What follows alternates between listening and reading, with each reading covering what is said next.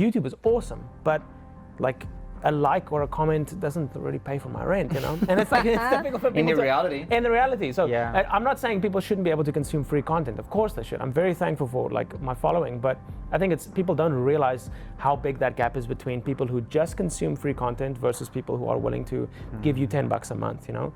And I think the industry is going towards smaller pockets of more dedicated fans, where it's like maybe you have 1,000 fans and they're the only people who basically give you a career for the next 40 years. Wow. I wouldn't mind that at all.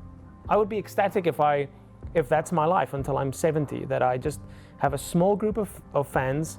I'm guessing at the end of 40 years, I'll probably know all of their names, and like, it's more like family at that point, where it's like, yeah, you kind of just support. And you are in touch with them all the time? Yeah, on Patreon, absolutely, all the time, messages and posts.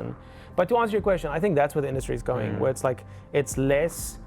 I think it's kind of what's happening just with the world, with like this the disparity between the 1% and everybody else, where it's like you have your enormous artists who sell out arenas and have #1 hit singles and are worth tens of millions of dollars, but that's not the norm. The norm is this. Yeah. The norm is people making a middle class income, being able to do what they love. Yeah. And I'm ecstatic about that. If that can continue for the rest of my life, I'd be so satisfied and so happy.